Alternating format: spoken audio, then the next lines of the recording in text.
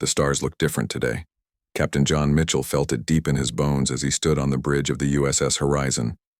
The large display in front of him showed empty space, but sensors picked up something strange ahead. "Captain," said Kate Phillips, the science officer. "I'm getting readings from Sector 7. It's big." John moved to her station. Numbers filled the screen. Energy patterns they had never seen before moved through space like a river. The patterns were organized, controlled. "Wake everyone up," John ordered. "All hands to stations." The crew moved quickly. They had trained for this moment for months. First contact protocols kicked in automatically. Lights changed from soft blue to alert yellow. The ship's system switched to combat readiness mode. Daniel Brooks, chief of security, entered the bridge with his team. His thick arms carried a plasma rifle as backup. His face showed no fear, only focus. "What are we looking at, Captain?" Daniel asked. "We're not alone anymore," John replied. The ship's AI, Helen, spoke through the speakers. "Contact confirmed. Ship's entering scan range now." Sarah Walsh ran onto the bridge. Her diplomatic uniform looked perfect despite the early hour. She carried her translator pads and peace protocols. "Any communication attempts?" she asked. "None yet," Kate said, "but they're definitely scanning us." The main display changed. 5 massive ships appeared on screen. They gleamed silver and gold. Strange symbols covered their hulls. Each ship was 5 times larger than the Horizon. Ryan O'Connor, the chief engineer, whistled. "Look at the size of those things. Their power signatures are off the charts," Kate added. "We've never seen this technology before." An alarm beeped. The word "incoming transmission" flashed red on every screen. "On screen," John commanded. The display showed an alien figure. It had 4 eyes and blue skin that seemed to shimmer. Gold armor covered its chest. When it spoke, the universal translator worked perfectly. "Primitive vessel," the alien said. "You stand before Ambassador Zethros of the Krill Empire. Identify yourselves." Sarah stepped forward. "I am Diplomat Sarah Walsh of the United Earth Fleet. We come in peace. This is Captain John Mitchell. We—" "Silence, Carbon Unit," Zethros interrupted. "Your existence has been noted by the Galactic Coalition. You will submit all technology records. You will surrender your weapons. Your planet will become Colony Mining Site 2247. John's jaw tightened. Amy Rodriguez at the tactical station began typing quickly. She was running background scans on every word, looking for hidden meanings. "We don't understand," Sarah said calmly. "We wish only friendship and trade." Zethros made a sound like grinding metal. "Friendship? You are nothing, barely out of your own star system. We have been traveling space for millions of rotations. 2,000 species serve the Coalition. You will serve too." Lisa Turner at the medical station moved closer to Daniel. Her face had gone pale. Chris Bennett checked navigation routes for quick escape. "You've made a mistake," John said. "You attacked our scout ships last week. Destroyed them without warning." "They refused to submit," Zethros replied. "You will not be so foolish. You have one of your days to accept our terms. After that, we demonstrate our power." The transmission ended. The bridge fell silent for 5 seconds. "Any other ships appearing?" John asked. "Just these 5, Kate confirmed. No fleets, no backups." "Just 5 ships to conquer Earth?" Daniel asked. "Either they're very confident or very stupid." "They think we're weak," Amy said. "They think we're just starting space travel. They don't know who we really are." John smiled. The smile held no warmth. "Let's keep it that way." "Captain?" Ryan asked. "Full stealth mode," John ordered. "No active scans.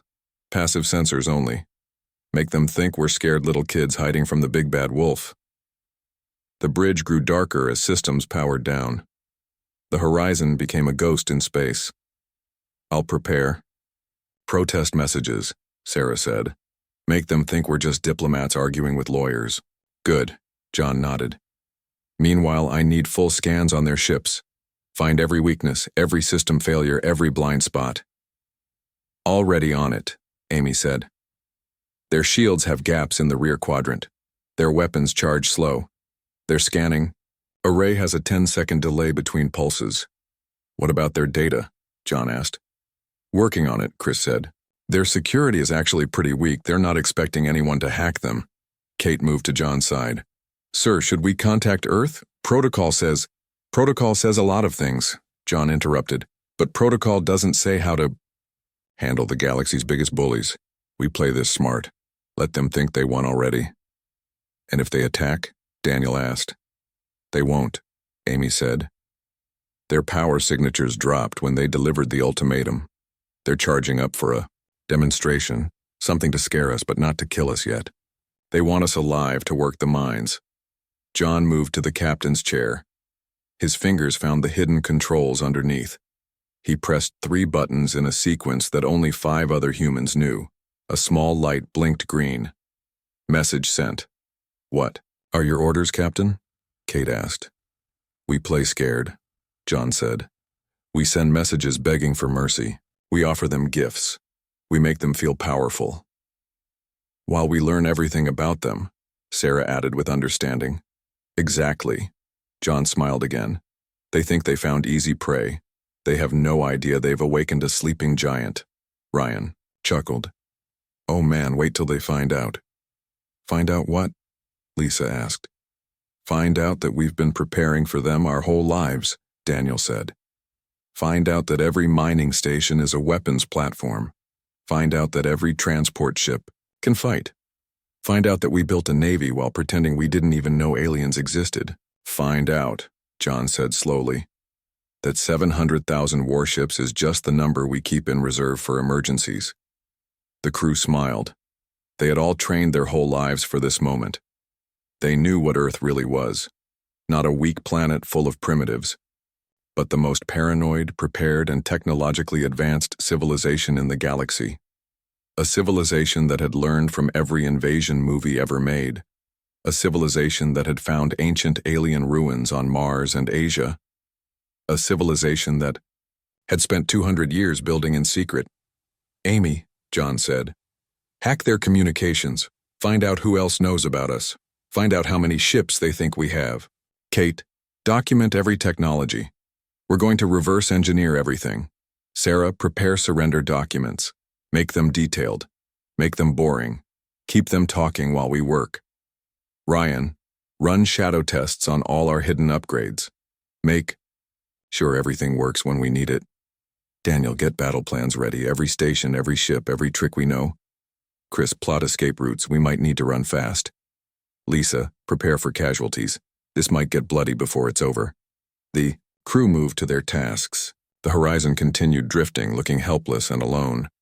But deep in Earth's solar system, invisible signals moved between hidden stations. Signals that said, they took the bait. John watched the alien ships on the screen. Watched them slowly, position themselves for their demonstration of power.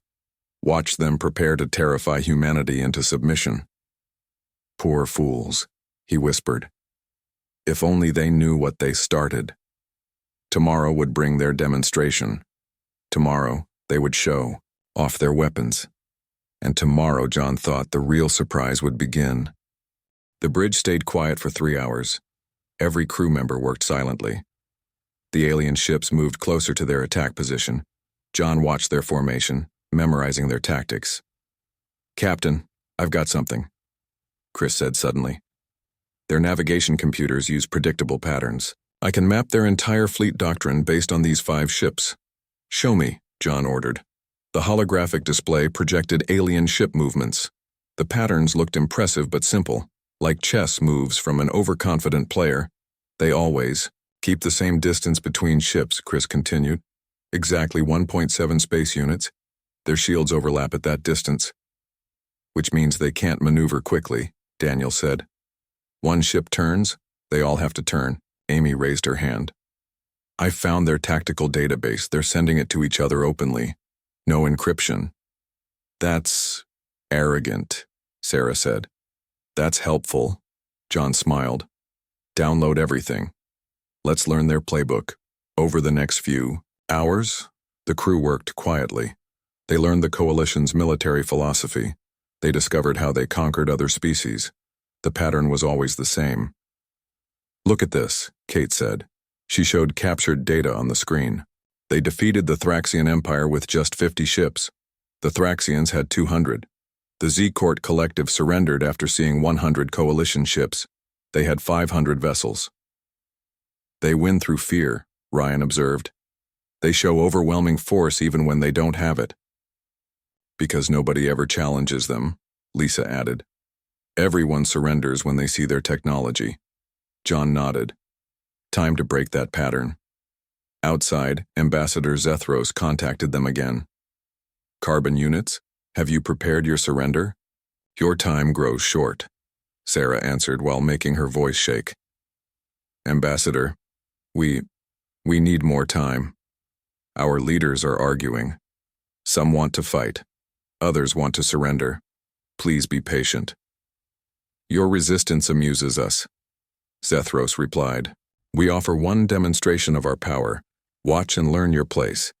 The alien ships turned toward Earth's moon. Energy gathered in their forward guns. The weapons glowed bright blue. "All sensors on that blast," John ordered. "Record everything." The aliens fired. A beam of energy hit the moon's surface. Rock and dust exploded upward in a massive plume. The blast created a new crater 1 mile wide. "Analysis?" John asked. "Impressive but inefficient," Amy reported. "They used enough energy to destroy a city but made a small hole. Their targeting systems aren't very good." "Their weapons overheat after each shot," Kate added. 20-second cooldown required before firing again. "And they announced their target before shooting." Daniel laughed. "Who does that in real combat?" Behind closed doors, engineers like Ryan studied every detail. The alien weapons worked on simple principles. Human science understood them perfectly. In fact, human weapons were already better. "Sarah, send a panicked message," John ordered. "Tell them we're terrified. Ask for mercy." Sarah sent the message, with trembling words. "Great Ambassador, we fear your power. Our resistance crumbles. Please give us more time to convince our leaders." "You have 12 more hours," Zethros announced.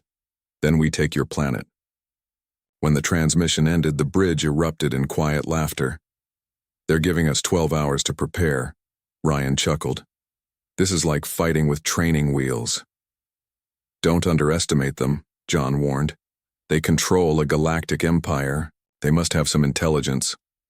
"Actually, Captain," Amy said, showing new data, "I've been studying their battle records. They haven't fought a real war in 3,000 years. Their last conflict was against primitive species who just invented gunpowder. They're using intimidation tactics," Kate explained. "Show up with big ships, fire warning shots, accept surrender. They haven't adapted to fighting equals." "We're not equals," Daniel corrected. "We're better. We just hide it." For the next 8 hours, the Horizon crew continued their deception.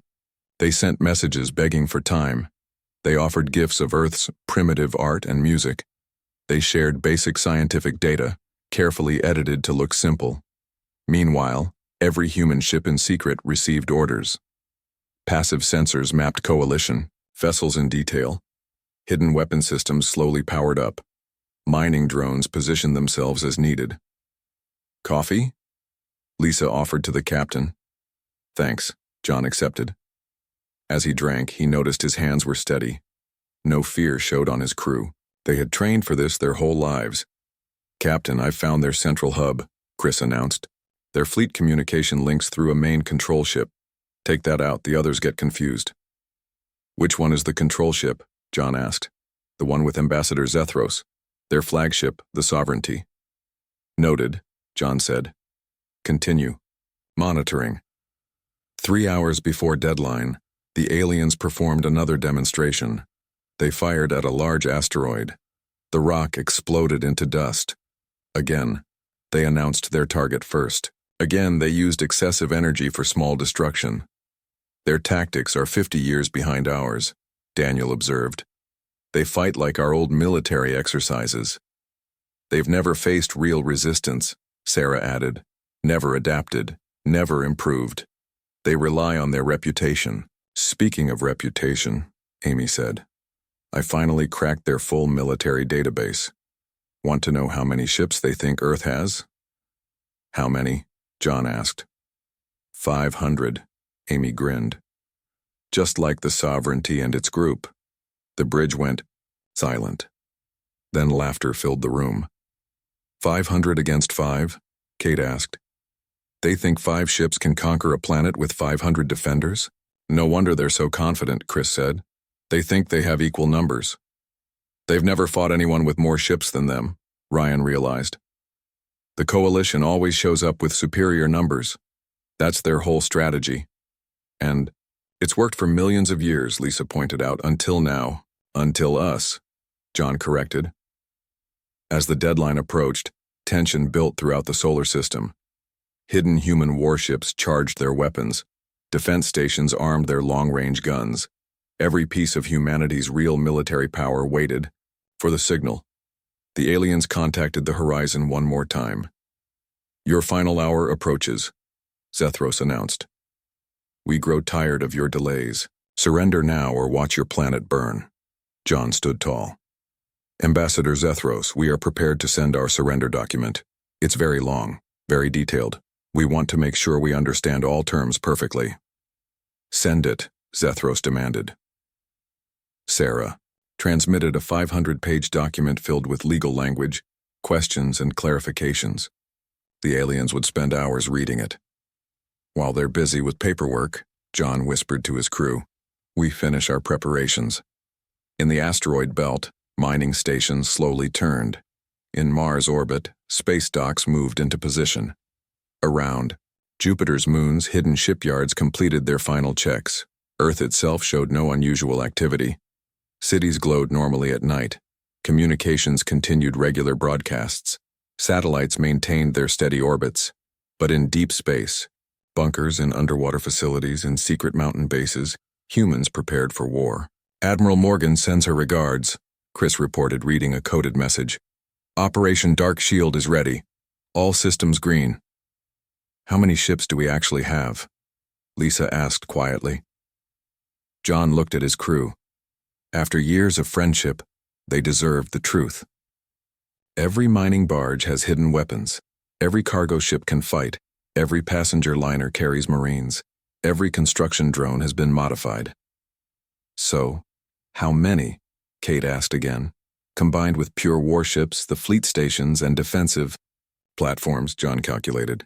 Just under 700,000 active vessels. The bridge fell silent again. And the aliens think we have 500 total? Chris asked. 500, John confirmed. They're about to get the biggest shock in galactic history. Outside, the 5 coalition warships moved into final attack position. Their weapons charged for the assault on Earth. Their crews prepared for easy victory. They had no idea what was coming. On Earth, in a hidden chamber beneath Geneva, Supreme Commander Patricia Morgan sat at her desk. Multiple screens showed the alien ships. She opened a red folder marked Protocol Omega. The folder was empty except for 3 words. Show our teeth. Patricia picked up a secure phone. Begin Phase 2, she ordered. Across the solar system, invisible signatures began to change. Stealth systems slowly powered down. Hidden ships prepared to be seen. The greatest surprise in military history was about to begin. But the coalition ships remained oblivious. They focused on one small exploration vessel. They prepared to destroy humanity's 500 ships. They would learn too late that they hadn't discovered a primitive species. They had awakened a sleeping giant. A giant with 700,000 warships. And infinite patience for revenge. The USS Excelsior drifted in Earth's shadow, hidden from alien sensors. Vice Admiral Robert Hayes sat in the command center, surrounded by his officers. They watched live feeds from hundreds of hidden cameras throughout the solar system. Status. Report, Robert ordered. All stealth ships holding position, said Nathan Young, operations officer. Fleet Group Alpha ready. Fleet Group Baker ready. All mining stations armed. Claire Matthews at communications added, planetary defense grid, charged at 90%. Luna Base reports all gun batteries ready. Robert studied the main display. It showed the coalition ships moving into attack formation. Their blue energy weapons glowed brighter as they prepared to fire. 2 minutes until coalition attack. Nathan counted down. On Mercury's surface, what looked like old mining equipment suddenly changed shape. Solar panels rotated, revealing massive railguns. The planet's slow rotation had perfectly positioned these weapons toward Earth. Inside Venus's thick clouds, balloon cities began descending. People evacuated to underground bunkers. Automated defense stations rose through the acidic atmosphere. Their weapons had been tested many times in secret. Mars showed the greatest transformation. Old terraforming equipment opened like flowers. Weapon systems emerged from beneath red sand. The moons Phobos and Deimos shifted slightly. These weren't natural moons at all, but massive military stations. "Admiral," Claire reported. "Captain Mitchell confirms coalition ships are reading their surrender documents. They're distracted." "Give the order to all underground facilities," Robert commanded. "Prepare to emerge." Across Earth, mountains split, open. What had appeared as rock faces for decades revealed themselves as hangar doors. Construction sites in major cities proved to be launch pads. Large buildings in every nation contained hidden missile silos. "Activate the asteroid defenses," Robert ordered. In the asteroid belt between Mars and Jupiter, space rocks began to move. These weren't natural asteroids. Each one was a carefully modified fortress. Engines fired up, moving them into defensive positions. "Contact from the horizon," Nathan said. "Captain Mitchell reports coalition ships are about to finish reading. They're getting impatient." "How's our asteroid camouflage?" Robert asked. "Perfect." Nathan smiled. "They still show up as space rocks on alien sensors. The stealth tech is working better than planned." Throughout human space, military personnel reached their stations. Crews that had trained in secret for generations took their positions. Children who grew up thinking they lived on mining colonies now learned their homes were military bases. "Population evacuation complete?" Robert asked. "All civilians in bunkers or defense shelters," Claire confirmed. "Every major city has its underground fortress ready." "How many ships do we have actively hiding right now?" Robert asked. "Counting everything that can fight?" Nathan calculated. 682,743 combat-ready vessels, plus 12,000 defense stations, plus about 5,000 civilian ships with hidden weapons. Total? 6,999,743 fighting units, Nathan reported. "We're missing our target by 257 ships." "Minor detail," Robert said dryly. "Begin Phase 3. Across the solar system, one by one, ships entered silent running mode. Every unnecessary system powered down. Life support reduced to minimum. Weapons charged to exactly 99%. Ready to fire instantly, but low enough to avoid detection." On the horizon, tension mounted as the aliens finished reading. "Pathetic document," Ambassador Zethros transmitted. "Full of weak words and meaningless promises. You waste our time." "Please, we're just scared," Sarah Walsh pleaded through the communication link. "We've never seen such powerful beings before. Your fear is wise, but too late. Prepare to witness the end of your resistance." The 5 coalition ships raised their energy levels. Weapon ports glowed bright blue. They positioned themselves around Earth, creating a perfect offensive formation. "Targets locked," the coalition tactical officer announced. 5 simultaneous shots will destroy their main cities. They will surrender when they see millions die. "Fire," Zethros commanded. 5 brilliant beams shot toward Earth. The planet's atmosphere began to glow from the incoming energy. Civil defense warnings sounded worldwide. Citizens ran to shelters. They drilled for their entire lives. But the blasts never reached the surface. Invisible shield barriers suddenly appeared in orbit. The energy shots hit the shields and scattered harmlessly into space. The defensive network that humans had built over centuries activated perfectly.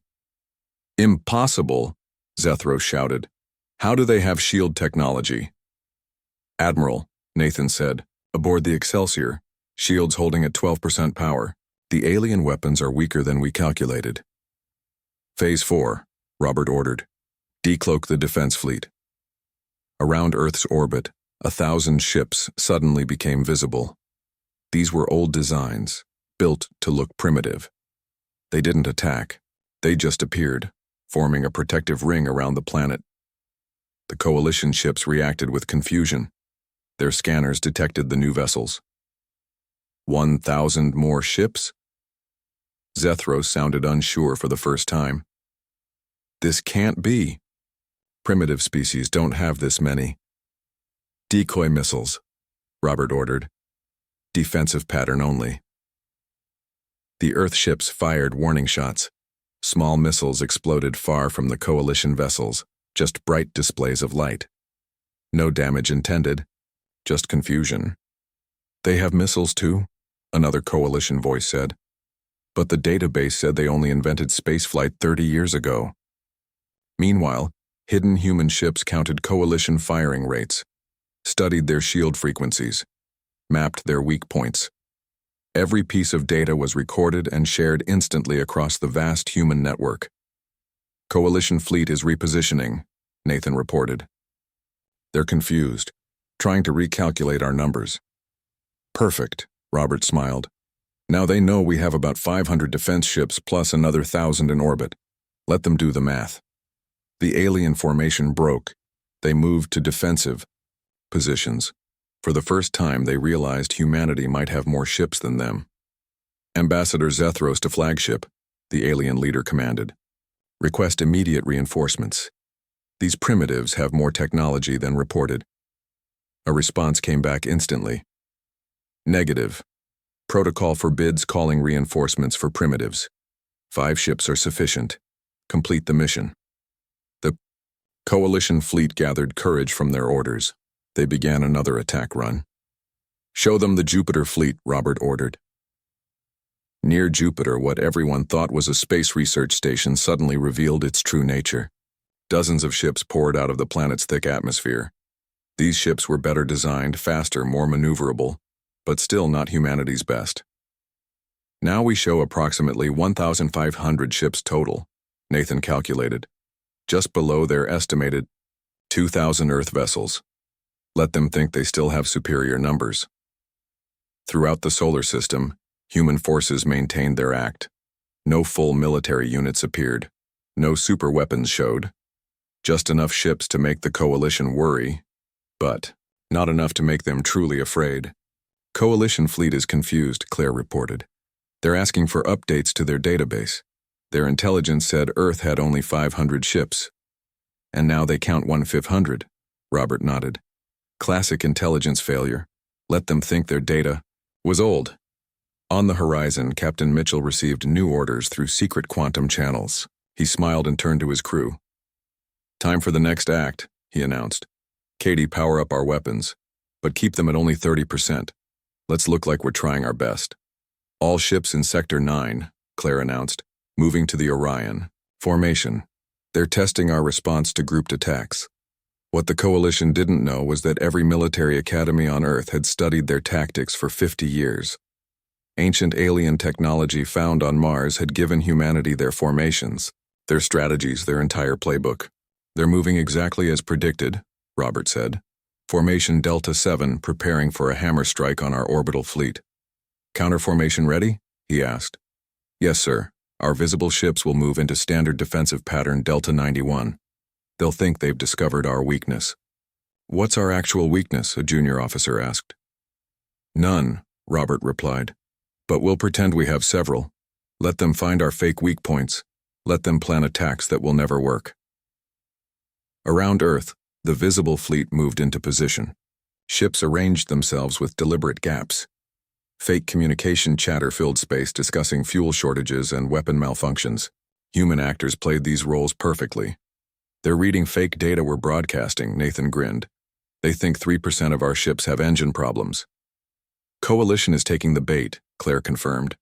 They're redirecting to attack those damaged ships. While the coalition concentrated on a handful of ships that were actually in perfect condition, the rest of humanity's real fleet remained hidden. The famous asteroid fortresses continued looking like space rocks. Mining ships still appeared to mine. Transport vessels maintained their regular routes. Only humans knew that every civilian ship carried enough weapons to fight. Only humans understood that every asteroid base could destroy entire fleets. Only humans realized that what looked like communication satellites were actually gun platforms. "Admiral," Nathan said seriously, "at current rate, the coalition will fully engage in 20 minutes. Should we reveal more ships?" "Not yet," Robert decided. "Let them commit fully. Let them think they're winning. When they realize the truth, it will already be too late." The stage was set. Coalition confidence grew as they identified more weaknesses in human defenses. Human actors continued their performance, pretending to struggle against superior technology. But beneath this act, 700,000 warships waited silently in space. Weapons charged to 99%. Targeting computers locked on every coalition ship. Crews ready to unleash overwhelming power. The biggest military surprise in galactic history was minutes away, and the coalition had no idea what was coming. Commander Jack Sullivan watched from the bridge of the USS Messenger. His reconnaissance ship stayed far from the battle zone, monitoring everything. His crew included navigator Emma Brooks and weapons specialist Mike Turner. "Coalition ships are moving into final attack position," Emma reported. "They think they've found our weakness." "Let's see what they really know," Jack ordered. "Mike, send them a message, no video, just text." Mike typed carefully. "Coalition forces, we surrender. Please stop attacking. We are no match for your power." "Message sent," Mike confirmed. "They're responding." Ambassador Zethros appeared on the screen. His four eyes glowed with victory. "Finally, you see reason. Lower your shields. Prepare for boarding." "Wait," Jack said. "We need to know something first. How many ships does your database say Earth has?" 500 defense vessels, Zethros answered proudly. "But we see you have more. Perhaps 1,000. Or 2,000. It matters not. 5 coalition ships can handle 5,000 of your primitive craft." Jack smiled. "I see. One more question. What's the largest fleet the coalition has ever faced?" "The Z-Court Collective had 400 ships. They surrendered when they saw our power. The Thraxian Empire had 200 ships. They gave up after seeing our fleet." "So you've never fought anyone with more ships than you?" Jack asked. Zethros laughed. "No one would be so foolish. The coalition always brings superior numbers. It's how we maintain peace for 10,000 years." "Thank you for that information," Jack said. "Now I have something to tell you." "Surrender terms?" Zethros asked. "No," Jack replied calmly. "A correction to your database." The screen showed Earth's familiar blue marble. City lights twinkled in the night side. Everything looked normal and peaceful. "Your database is wrong," Jack continued. "Let me show you what Earth really has." "Mike," Jack ordered, "drop all stealth. Phase 5, maximum power." Across the solar system, every hidden ship suddenly activated its full systems. Power signatures blazed so bright they overloaded coalition sensors.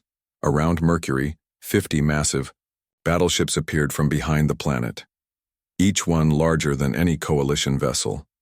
In Venus orbit, defensive platforms that looked like weather stations transformed. Thousands of gun emplacements emerged from disguised shells. Mars revealed its true nature. The planet's surface split open in hundreds of places. Entire military fleets rose from underground hangars. The red dust clouds couldn't hide them anymore. Scanner readings showing, "This is impossible," one coalition officer reported. "Their numbers, they're climbing too fast." In the asteroid belt, Jack continued, what you thought were space rocks, thousands of asteroids suddenly moved. Engines fired up. Massive weapon systems deployed. Each one wasn't just armed. Each one was a complete battle fortress. "Your sensors are broken," Zethros said. "This can't be real." "Let me continue," Jack said. "Around Jupiter, what you thought was a small research base. The giant planet's moons revealed hidden fleets. Not just ships emerged, but massive orbital platforms. Each platform held hundreds of vessels ready to launch. "The counting software is failing," a coalition technician reported. "I'm reading No, this is broken. It says millions of ships. Not millions, Jack corrected. But not thousands either. What you see now is just the beginning. Around Neptune and Uranus, deep space stealth weapons unveiled themselves. Long-range plasma cannons the size of cities. Missile batteries that could fire for years without reloading. Every space station in the solar system transformed. What appeared, as civilian docks revealed military shipyards. Cargo ships released hidden weapons. Transport vessels deployed armor plating. System overload, another coalition officer shouted. Too many active signatures. The database doesn't have categories for this many ships. Because no species in your history has built this many, Jack explained. You conquered through fear. We prepared through paranoia. The main display in Fleet Marshal Vorkath's command ship now showed an impossible number. The sensors counted and recounted, trying to make sense of the data. 1,000 ships, Vorkath read out loud. No, wait, 5,000? 10,000? The number kept climbing as more vessels dropped their stealth systems. Mining platforms revealed battleship armaments. Space telescopes became orbital cannons. Solar collection fields transformed into energy weapon arrays. Every single human structure in space, Jack said, has weapons. Every station, every ship, every platform. For 200 years, we've built with one purpose. 20,000 ships, the sensor officer counted. 50,000, 100,000. We studied your tactics, Jack continued. Analyzed every battle in your records. Learned your weaknesses. Simulated thousands of scenarios. This violates all military doctrine, Zethro stammered. No species builds this much military force. The cost? The resources? It's impossible. For you, maybe, Jack agreed. But humans have a saying. We'd rather have it and not need it than need it and not have it. The final count appeared on every coalition screen. 699, 743 combat-ready vessels, plus thousands of defensive platforms, plus millions of automated weapons. 700,000, Vorkath whispered. You have 700,000 warships? That's just the mobile fleet, Jack said casually. Would you like to see the planetary defenses? The planetary guns? The moon bases? The artificial moons we built and armed? No species can afford this, Zethro shouted. Your economy must be destroyed.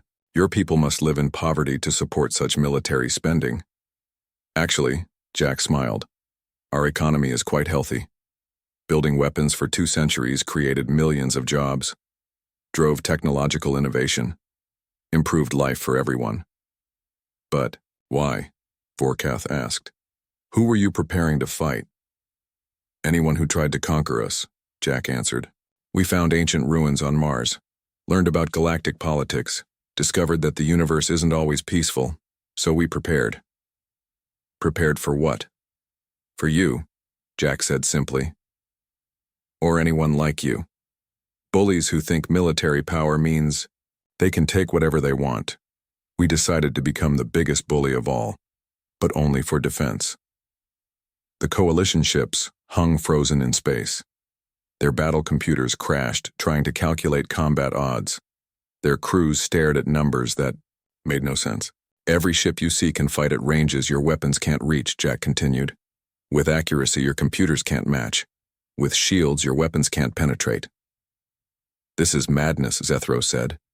No rational species would do this. We're not rational, Jack agreed. We're paranoid, we're careful, we're prepared. And now you've proven our paranoia was correct. So what now? Vorkath asked, his voice hollow. Now you have a choice, Jack said. You have 1 hour to retreat from our space. After that, 700,000 warships will explain why coming to Earth was a mistake. And if we fight? Zethros demanded, though his voice shook. You have 5 ships, Jack reminded him. We have 700,000, plus home system advantage, plus weapons you've never seen, plus tactics you don't understand. You would kill us all? No, Jack said. We would obliterate every one of your ships. Then we would find your home systems. Then we would have a discussion about conquering primitive species. You're primitive no longer, Vorkath admitted. We never were, Jack corrected. You just failed to check properly. You assumed. You didn't investigate. You relied on old intelligence and ancient prejudices. Throughout the fleet, coalition officers checked and rechecked their numbers. Every calculation showed the same result. 5 ships against 700,000. An impossible battle ratio. We withdraw, Forcath announced finally. We recognize Earth's sovereignty. We will update our records. Before you go, Jack said, share one message with your coalition. Earth is protected. Anyone who threatens us faces the largest military force in the known galaxy. This warning will be distributed, Forcath assured. And one more thing, Jackie added. This isn't just Earth's fleet. This is humanity's fleet. We have colonies. We have outposts. We have ships everywhere. Attack any human, anywhere, and you face all of us. Around Earth, 700,000 ships began precise formations. Every vessel moved with practiced efficiency. The massive display of military precision was as impressive as the numbers. Such coordination, Zethros muttered. Such training. How long have you prepared? 200 years of constant readiness, Jack answered. Every child learns space combat. Every adult trains in simulations. Every engineer builds weapons systems. Every scientist works on military technology. But you also build cities. You explore space. You create art, Forcath noted, reviewing human broadcasts. How do you balance war and peace? Preparation for war is the best guarantee of peace, Jack quoted. An ancient human wisdom. We hope to never use these weapons, but we would always be ready to use them. The coalition ships began their retreat maneuver.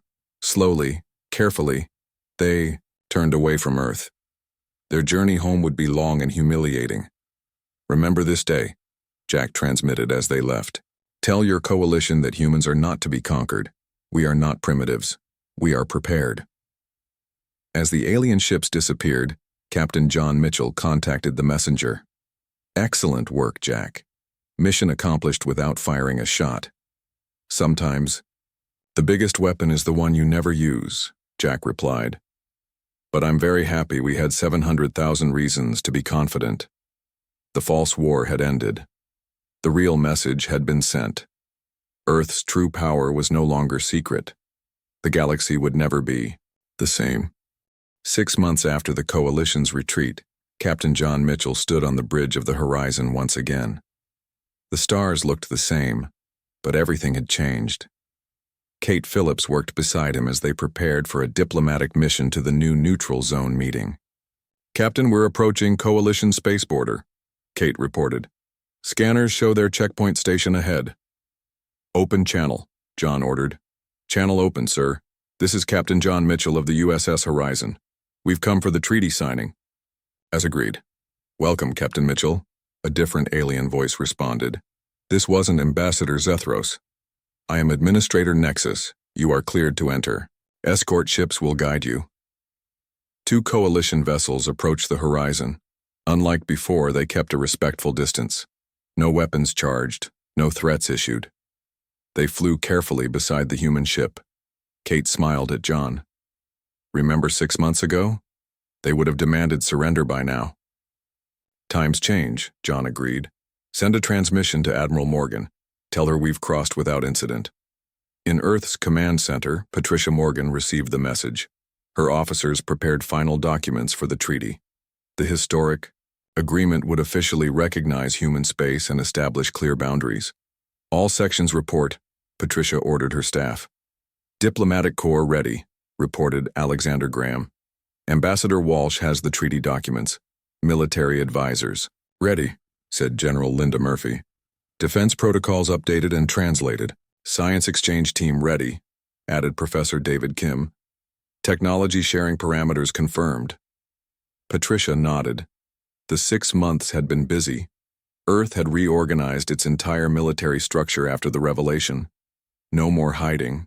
No more pretending. Humanity had taken its place among galactic powers. Admiral Hayes reports all fleets operational, said Nathan Young. 700,000 vessels maintaining defensive positions throughout human space. And our colony worlds? Patricia asked. Alpha Centauri online and armed. Barnard's star defensive grid active. Proxima mining station's weapons ready. Meanwhile, the Horizon docked at Coalition Space Station Gamma. John led his team aboard. Sarah Walsh carried diplomatic papers. Daniel Brooks walked as security chief. Kate Phillips brought scientific instruments for the technology exchange. Welcome to the station. Administrator Nexus greeted them. The blue alien looked nervous. We've prepared conference room 7 for the negotiations. A group of coalition species filled the meeting room. Humans recognized some from the ancient recordings found on Mars. Each species maintained the same cautious respect that the coalition had shown for months. Before we begin, John said, where is Ambassador Zethros? Nexus appeared uncomfortable. The ambassador has been reassigned. His aggressive approach no longer fits coalition policy. His replacement focuses on peaceful integration of new members. We're not joining the coalition, Sarah clarified firmly. This is recognition of sovereignty, a friendship treaty, nothing more. Of course, Nexus assured quickly. Mutual respect, equal footing. That is our goal now. The negotiations proceeded smoothly. Unlike Zethros' arrogance, the coalition representatives showed careful politeness. They praised human technology. They offered trade deals. They proposed scientific exchanges. Now about defensive zones, Nexus said, pulling up a star map. Your fleet's range extends beyond what we initially calculated. Perhaps we should discuss boundaries. John noticed something in the alien's voice. Fear? Uncertainty? 6 months. Ego, they had been conquerors. Now they negotiated like junior partners. Our defensive perimeter remains at the agreed coordinates, Sarah stated. We will not expand our military presence beyond that zone, but we will defend it absolutely. Of course, Nexus agreed immediately. Absolutely. Your defensive power is considerable. We respect that completely. For 3 hours, terms were discussed. Resource sharing, safe travel lanes, communication protocols. Every point showed coalition caution and human confidence. During a break, Kate pulled John aside. Have you noticed how they keep mentioning our ship numbers? Hard not to, John chuckled. They're still amazed. Or scared, Kate added.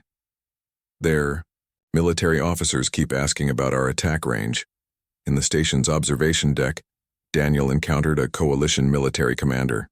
The reptilian officer studied him carefully. Your security force impressed us, the officer said.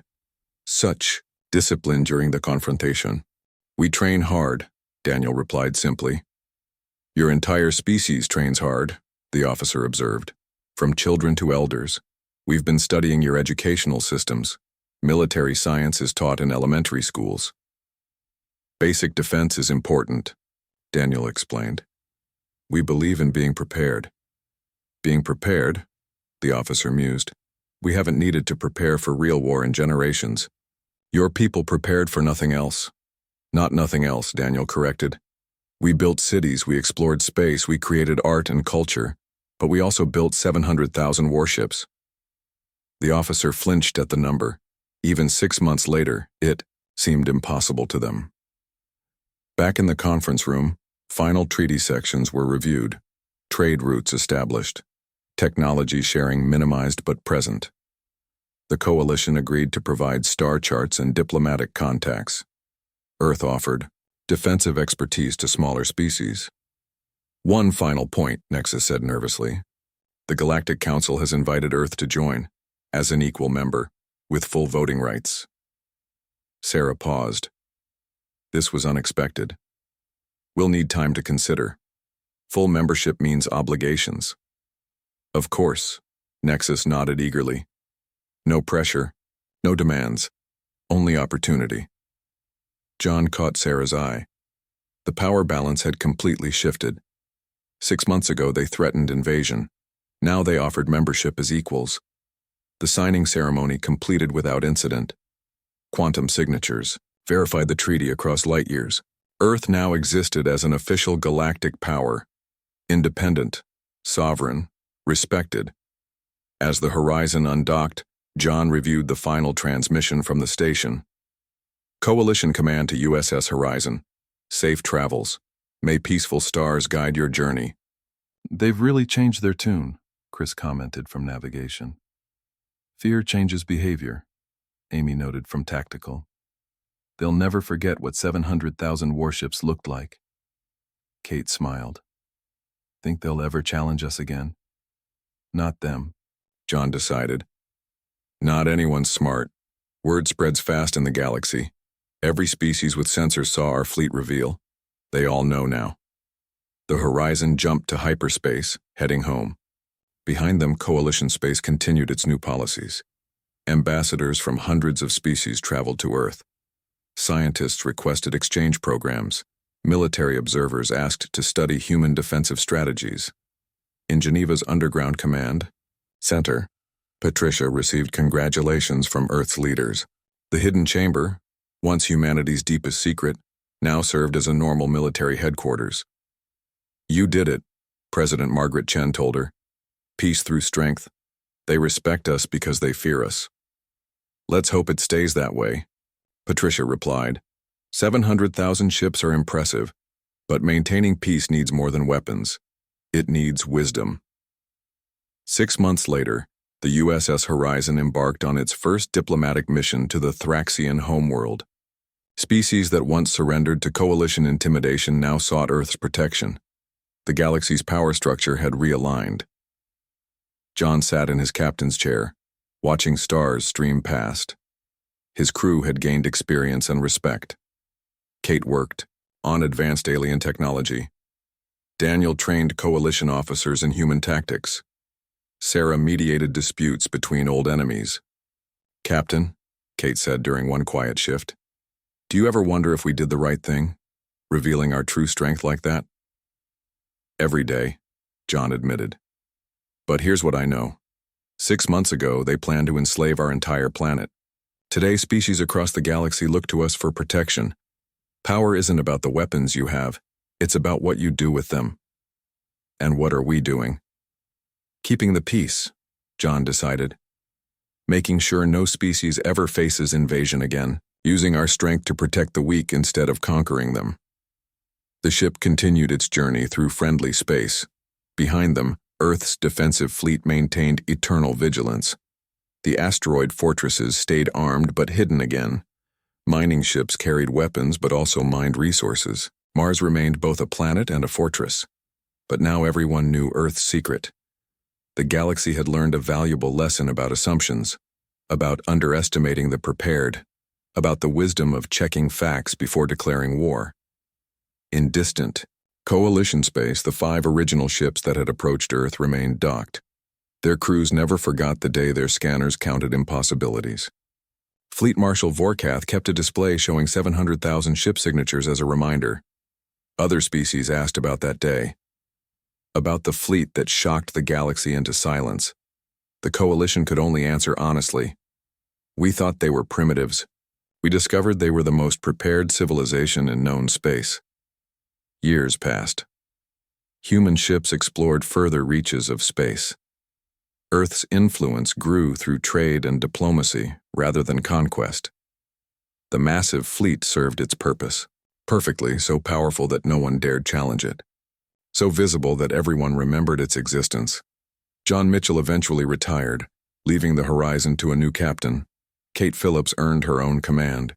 Daniel Brooks became Admiral of Earth's System Defense.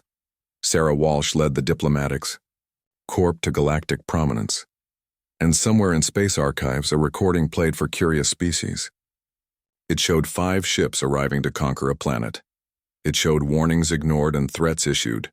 And it showed 700,000 warships appearing simultaneously, changing galactic politics forever. The recording's title remained simple. The Day We Learned That Earth Was Never Primitive. The galaxy never made that mistake again.